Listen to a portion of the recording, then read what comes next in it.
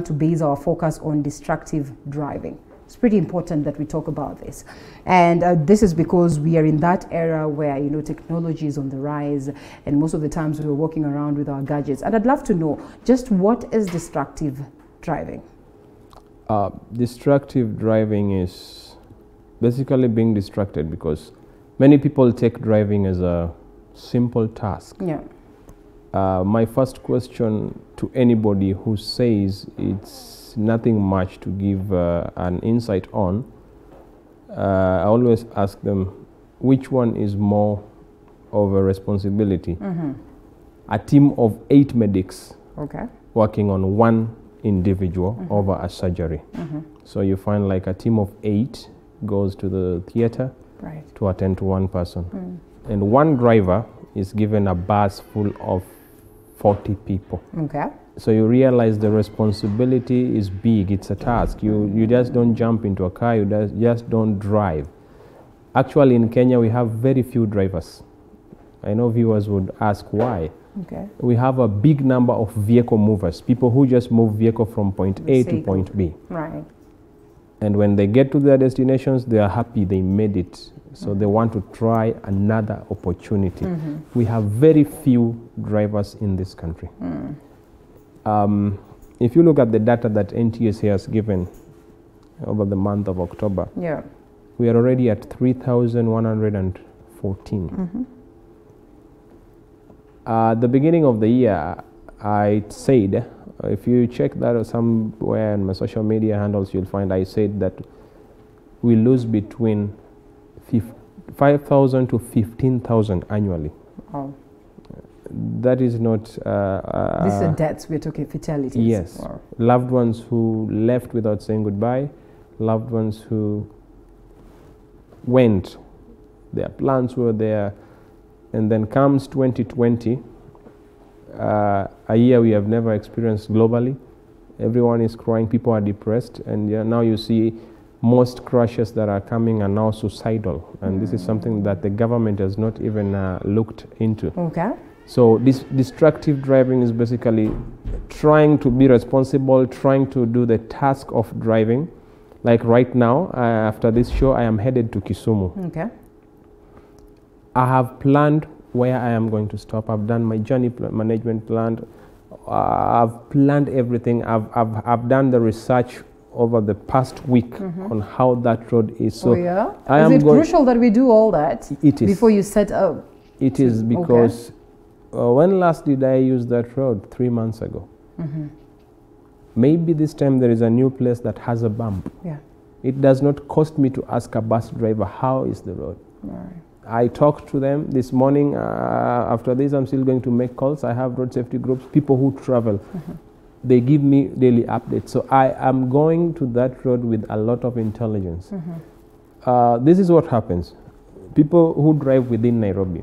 I live in Embakasi, so town to Embakasi, every other day it's 15 minutes. I mingle in between buses, no scratch, no nothing. That is urban driving.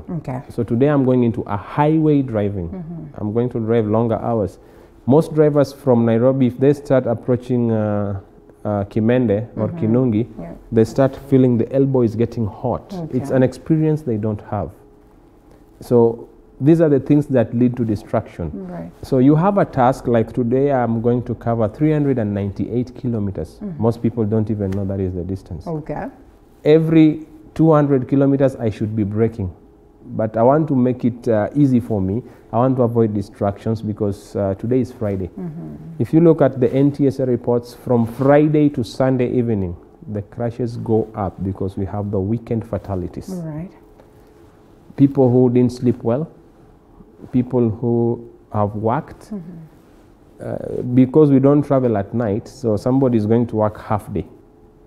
It takes you about 6 hours to cover that 398 or 400 kilometers, depending on your speed. So they have already worked. So we have professional drivers and incident drivers. So when you mix all of them in the road, they all become incident drivers, because a professional driver wants to drive your car and the car they are driving or the bus they are driving, so as to save you. Yeah. So there is a lot of distraction. All right. So I want to talk about three types of distracted driving. Drivers, okay. Yes, just let me open this. Distracted driving comes in three forms. Yeah. The first one we have is visual. The second one we have is manual. Yeah. And the third one we have is cognitive. Okay. So this is what happens. You are seated on that car, and the first part says visual, basically taking your eyes off the road. All right. When you are driving, it is a task. It's tougher than military course because the human brain concentrates for about 12 minutes in a mature adult. Right. Meaning children have a much younger limit of concentration. So you are supposed to concentrate for 12 hours and you want to for 12 minutes and you want to drive for 12 hours. Is there in any way a point where you can say, as a driver, you have learned the art? Because I get this a lot, and I don't know whether it's a form of distraction in any way, because most of the drivers will tell you, I've done this for years, I've been here, I am good, I know where my cutout is, I know where my, whatever it is that you want to touch on the clutch and all this. So literally they would even tell you, I'll be on phone and comfortably do that. And in most cases they get away with it. Cultures, behaviors we do. You do it once, you get away with it. You do it a second time, you get away with it. You do it a third time, you get away with it. I've had drivers who tell me, I've been driving for the past 25 years. And I tell, kudos, you've been driving for the past 25 years and doing this. Who taught you? And then it's like, there is a pause. It means I was not taught. But I have been doing it. So the reason why I say we have very few drivers is because very few have invested in road safety intelligence. Okay. The road has killed many more than COVID in this country. Nobody is going to talk about it because the Bible says in Hosea 4:6, my people perish for lack of knowledge. And because they have rejected the word, God will also reject their sons and daughters. The Bible has given us a certain age that man has to live. It's about 70 years. So any death below 70 years is premature, means it can be avoided. There's somebody in the Bible, a king, who God told him, today night you will die. He told God, no, I'm not going to die. They had a talk with God and God added him 15 more years. If you die at 25, you have not fulfilled your purpose. If you die at 15, you have not fulfilled your purpose. We are seeing children who are being killed on the road at 3 years. They have not fulfilled their purpose. So before we go back to these ones, which is actually what we are discussing, right, and the types of distractive driving that you speak about, you say that your people, well, let's quote the Bible as you rightfully put it, people Hosea 4:6. Yes, they but perish. The question then is true. The question then would be, I mean, most of these people, what exactly would one look at and say that, this is lack of knowledge on the road? I mean, knowing very well that we go to classes, we go to driving schools, and most of these you're taught 101%. If you're not taught, then I'm afraid you've not gone to a driving school. And if you have, for that matter, you will not just be taught and leave it at that, because it's always a learning process. And I'll even tell you that, you're taken from point A to point B. You really do not come out of the driving school as a driver. You just get the basics that help you on the road. Whatever thing you're seeing on our roads is the product of corruption that we have. Okay. How long do you take to learn your driving? I'd say, I tell guys I did driving for 3 years, and it's like you're joking. 3 years. Okay. Were you that stupid? But in that quoted stupid, I now give back road safety intelligence. Yeah. Most of us desire how to drive. They desire to learn. They really have the urge. But the moment they sit on the car, they only learn how to move it. You drive a manual car, you drive an automatic car, you know how to do the controls. That is just learning to move. But driving safely and defensively, now you have to go deep and invest in it. You have to understand the reason why we have there is a new number plate called KDA. You are in news. How many crashes of KDA alone have you reported? Right. We are not even into KDA, some number, then let us see. We are not even there, but there are more than 100 crashes. Because people have not understood that this is a mode of transport. This is a machine you have to control. And viewers, I want to say this. When we import these cars, they don't come on 0 mileage, meaning they have been used elsewhere. This is my logic part of it. I sell what I don't need. Does not mean I've not used it. Most of these cars that are coming are refurbished. So when you see a new number plate, don't be overexcited because they are driving with emotions. A person who is stressed, a person who is excited, those are the most dangerous drivers on the road. Vehicle movers actually on the road because they are being controlled by emotions. And this has really caused us harm. And then if you look at our driving schools, you've seen the lorries around when people are seated at the back. No lorry goes above 50 kilometers per hour. It's always 40. Then you are handed the red book, which is your driving license. You want to do 120. Have you even learned the art of cornering? No. These are skills. The same way when you go to school, they tell you this is A, B, C, D. When you have mastered A, B, C, D, they now bring B and A, B and A, it becomes Baba. The way it is taken systematically to allow you even be in a position to construct a meaningful sentence, the same needs to be done in safety. Let's now talk about these destructives in depth. But first, I'd love for us to take a look at this video and maybe we come back and just analyze it, just to paint a picture of what happens on the roads. And not necessarily that, but in most cases, this also would be part and parcel of what happens down there, which is pretty much destructive, so to speak. Let's take a look at that.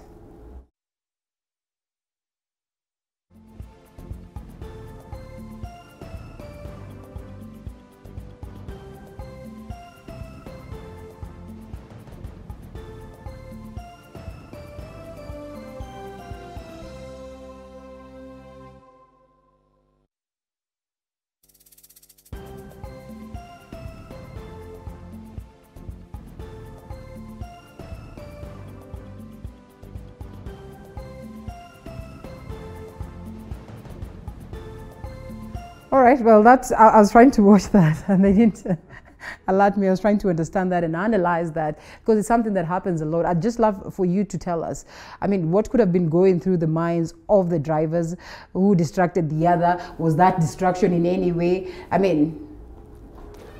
that is the best example of defensive driving. There is the blue truck, rightfully on its lane. There is the vehicle with the camera, rightfully on its lane. And then there is the driver on the white truck, as you can see, who is maybe under pressure to deliver something and give a timeline delivery. But if this was not taught to the guy in the vehicle with the camera and the blue truck, this was going to be a deadly, fatal. As you can see, the guy in the camera is a smaller vehicle. So he was going right under the white truck. That is death. The blue guy, the blue driver, is a very good defensive driver because at times it doesn't cost you anything to stop. He stopped, and then the guy on the camera also stopped. So in defensive driving is stop and avoid fatalities as much.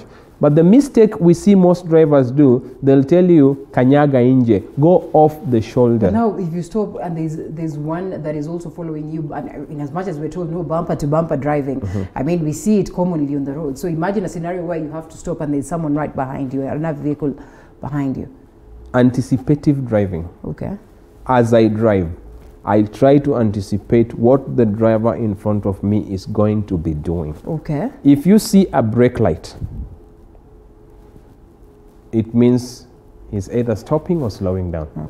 But if you invest into studying brake lights, you realize it comes in two. There is an intense brake light prolonged and there is a slight brake light, very short, it means slowing down. Okay. But if it is intense, it means he has to stop. Okay. So what do? I will put on my hazard lights to tell the vehicles right behind me there is an impending danger. You have to be smart. Okay. And that is why we always ask you to keep a safe following distance, because it could be safe, but then your speed will not allow you. Right. So in that scenario, you find that the camera guy, the car that has the camera, would veer off the road. And then the truck also veers off the road. And then they get a head-on collision off the road. Okay. And that is what is killing many Kenyans. It's really killing many Kenyans. But my question is, was it even safe for him to overtake at a blind spot? You don't even see what is coming ahead. This has killed many Kenyans because they believe their vehicles have so much power. Yeah.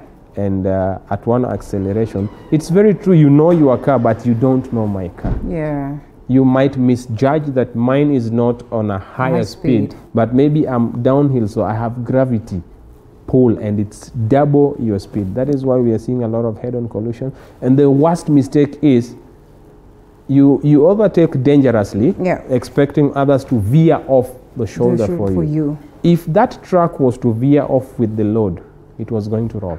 Yes. Maybe there are homes close to the road. Maybe there are hawkers.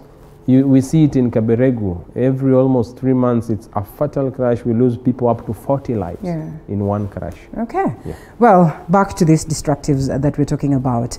I think I forgot all of them. We have visual. Visual, okay. We have manual. And cognitive. Okay. So I want to start by how it systematically happens. Visual. Okay. The eyes must see. And that is why we tell people, when you are on the road, be on bright colors. Okay. Be on bright colors. Today you would be seen more on the road compared to me when I don't have this jacket. Yeah. So I put on this jacket, whether I'm going to board a motorcycle, whether I'm going to walk, the stripes attracts. So the eye has to see. Okay. Being inside a car, being inside a helmet on a motorcycle, there is always that sense of being in a compact place. You cannot concentrate for long. In fact, if you're on a motorcycle and you put on the helmet, it's like you hear yourself. So visual, taking your eyes off the road. And this is happening because people travel and they want to see everything. The biggest reason why we have traffic jam is because something has happened, everybody is slowing down, they want to see. It's a distraction, taking off your eyes off the road. So the next one is always manual. Once the eye has seen, the body always wants to attend to. So you are driving at a speed of 80. Right. And then you think of music, so you want to try and touch your radio system. That is the moment you want to put your fine-tuned volume system and all that. So from visual, you've just taken off your eyes, you're off the road to check on the radio, you realize, no, I need to change. And then you go manual. And when you go manual, your mind now goes there, cognitive. It now settles there. Okay. You forget that you're driving. All right. Simple question. Many people use the phone as they drive, and it's like, whoa, I'm professional, I can do it. If someone called you to tell you that your mom has died, what reaction will you have at a speed of 120? We always go into shock. We get numb for some moment. And remember, at that moment when you are numb, you are cognitive. You don't think. It's like, what? For some few moments when you receive a bad message, people always get to standstill moment. But remember, the vehicle is not standstill. It's still in motion, probably gaining more because it found you when the news found you when your legs were on the accelerator. So it picks. Let's talk about vehicles that could be, before you wind up on that, or before you even expound more on that, vehicles that are safe on the road. What cars are safe on the road? Just the other day, I don't know whether you've been able to hear of this, but there is a very well-known business person in Zimbabwe who passed on the other day. Rolls-Royce it should be Zimbabwe. Ginimbi is Zambia or Zimbabwe? Is Zimbabwe. I think Zimbabwe. Yeah. It should be Zimbabwe, yes. Zimbabwe, Ginimbi. Rolls-Royce. Rolls-Royce. Do you know what that means? Yeah, I know that. And we've seen such cases also here in the country. That is the son of SK Macharia. Safety. Yes. That is class. That is a world of their own. Exactly. There are flights on ground. You have all you need. But did you see few moments before Ginimbi died? Ginimbi had a glass of wine. Okay. He was driving and he was using the phone. That was a video from inside. You don't drink and drive. Yeah. Rolls-Royce has something we call speed and power and torque. Those cars would achieve 300 kilometers per hour. Wow. But are they meant for our roads? For you to have fire, you need oxygen, you need fuel, and you need heat. So the vehicle had fuel. Okay. Probably it's using gasoline or petrol, highly flammable. Yeah. Heat, fuel, oxygen. And then we have just oxygen around us. Right. And then the speed created the impact that gives heat. Okay. So when all these three comes together, it's terrible. It works. And then there's a possibility you hit something. Yeah. Nowadays people use maintenance-free batteries. The one I use in my car is still old. We put in acid, so it emits hydrogen. So it just creates an environment for fire. Yeah. So viewers, there is no safe car. Not at all. People tell me Mercedes-Benz is the safest. I drive a Mercedes-Benz W124. And we are in a group of about 200 people. They are watching right now. Okay. They all know. However we think that vehicle is safe, there is a limit. Mercedes are good. BMWs are good. SK Macharia's son, may he rest in peace. He was in a very good car. Right. Very safe to the standards of ANCAP. ANCAP does the evaluation of safety. Yeah. What happens is this, viewers. That vehicle might be very safe. There are crashes that vehicles just rolled. Yeah. There is no much written off issue, but the people inside the car died. What matters is how vulnerable are you at that moment of impact. Okay.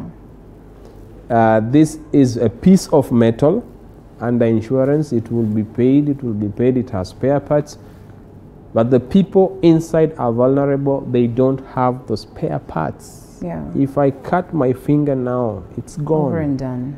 Even if they try and put a plastic, gone. Even if they cut yours to add on mine, it will never ever be the same. Yeah. For a car, you'll not even realize. So there is nothing. Remove the notion of a safe car. It is you. Okay. The other day I saw the DG NTSA saying that Subaru people. I've interacted with Subaru people, Forester Nation, as they were going for a charity in Watamu. I had an online training with them for 3 good hours. We've known them as people who are reckless on the road, and that. So I took them through that. They gave me the opportunity. I thanked them. I took them through that. They left Nairobi 600 kilometers away. They came back. I flagged them off on that Friday morning. They came back. Not even a car had a scratch. Okay. So it tells you it's not even about the vehicles. It's about us. Yeah. We have a culture we have developed, and we have lacked to invest in safety. You know, when you tell someone you need to hold your steering wheel when your arm is V-shaped. Okay. We've seen people who drive and they put their hands this way on the steering wheel. People who want to tell us how professional they are. That is not professionalism. It is a lie that you're a professional and that you can handle it well. It is insanity. It is foolishness, and that is why they perish. Okay. If you understand the meaning of perish, it means you suffer the most painful part until you die. And that is what we are seeing on our roads. Yeah. All right. Well, have we expounded on that one, on the destructives, the three of them? Yes. We've touched on all of them. Let's talk about, briefly, cyclists. They've been named as amongst also the few who, you know, have really lost their lives on the roads. Is it because we're not considerate of the cyclists? Is it because they're also careless on their end? Or what happens? What can we do to ensure that we also protect the cyclists?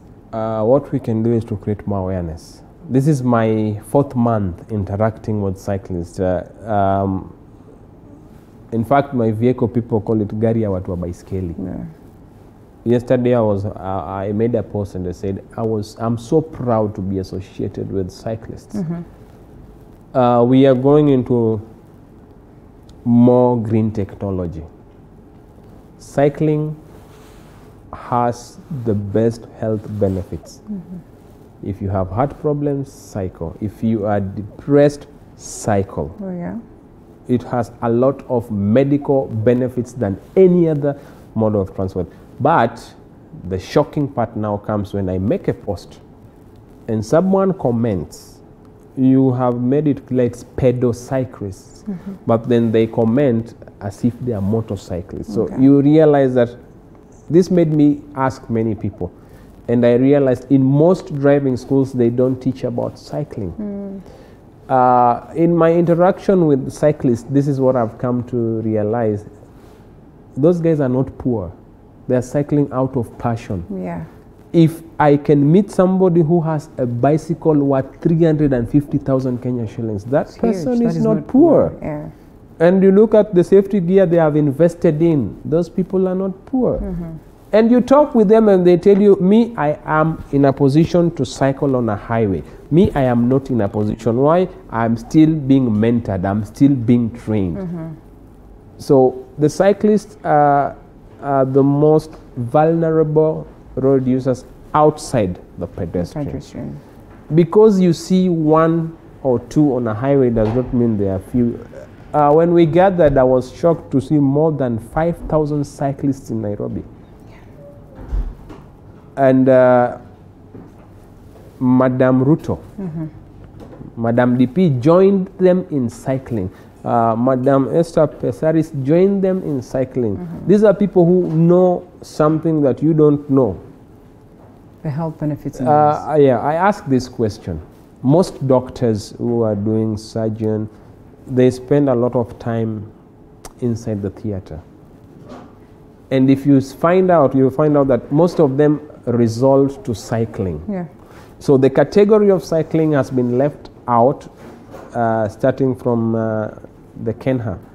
The provisions they have given us for cycling lanes are wanting, forcing cyclists to come on major highways. Yes. If you look at a highway, it has marks like Thika Road. Before the barrier, there is a white continuous line and there is a space. It's called the sleeve. That place is for cyclists only, not even a motorcyclist.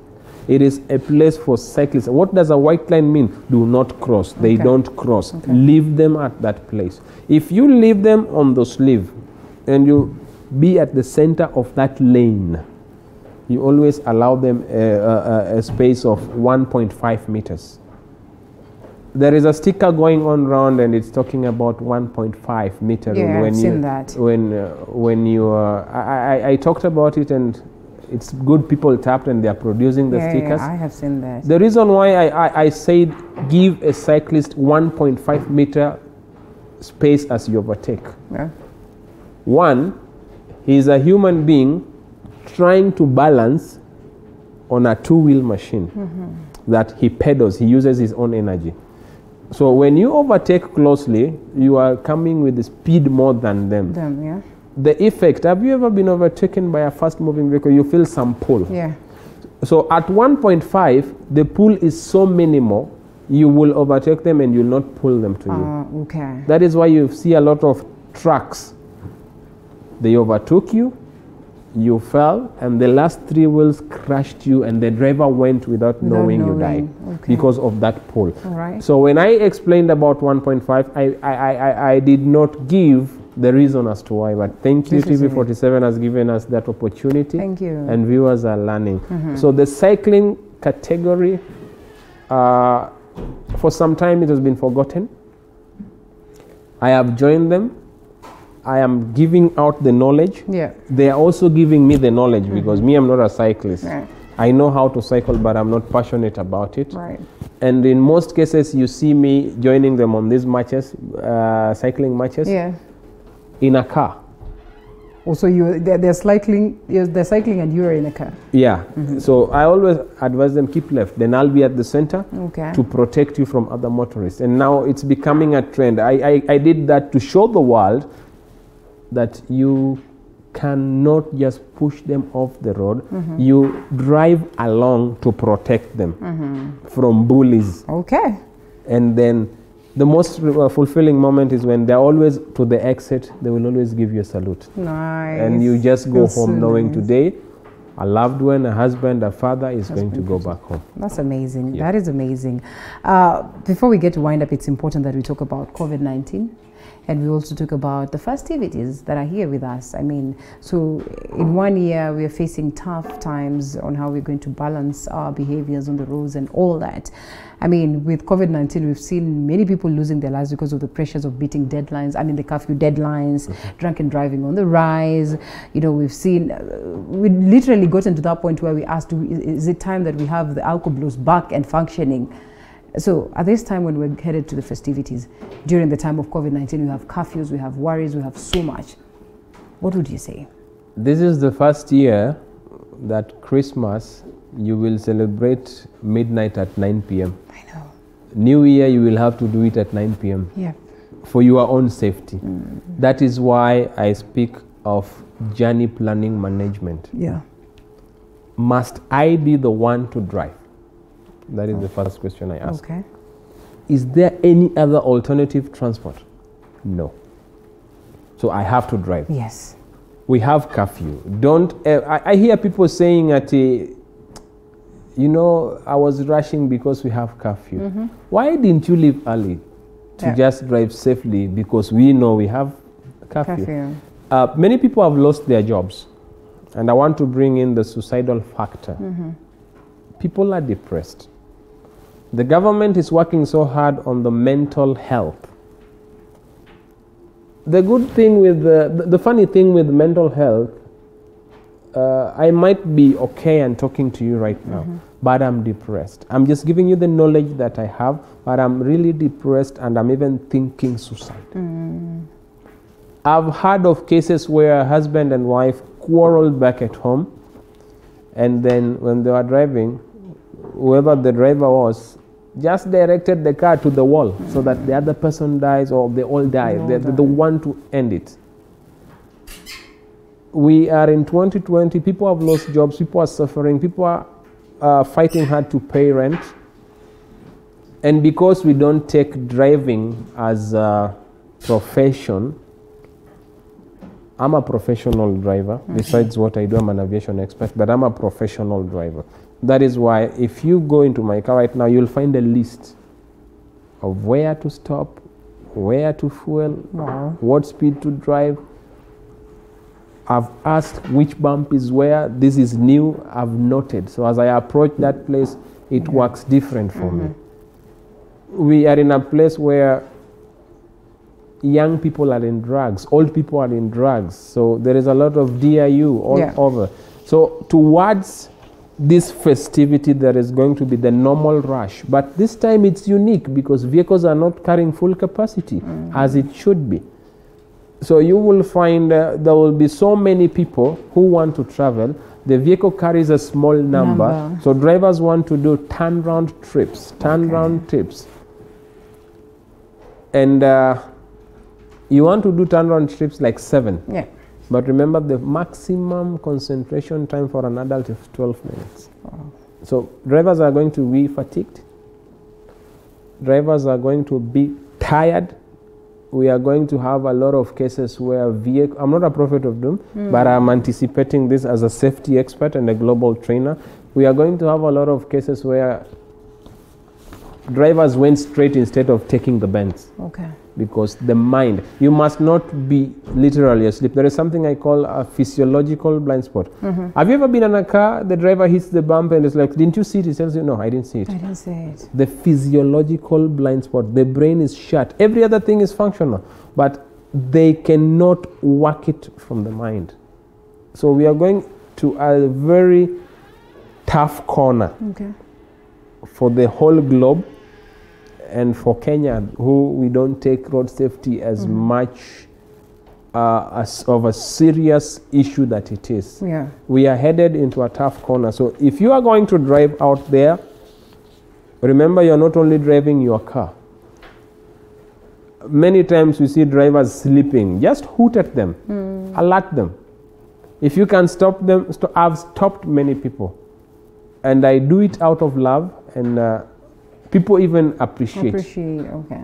That is why this jacket has been a brand for me. Okay. When I come out in traffic, you hear people say, oh, Tet is here, he will help us.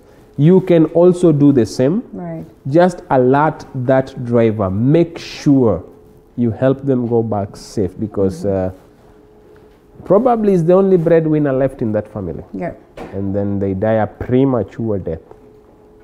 It haunts when you had the opportunity to warn and you did not warn. So whoever is listening, we are at a very tough corner. We are approaching a very tough corner. We have to get more awareness, because there is this attitude people have. We need to change our behavior. When somebody sees you, it's like, what do you know about it?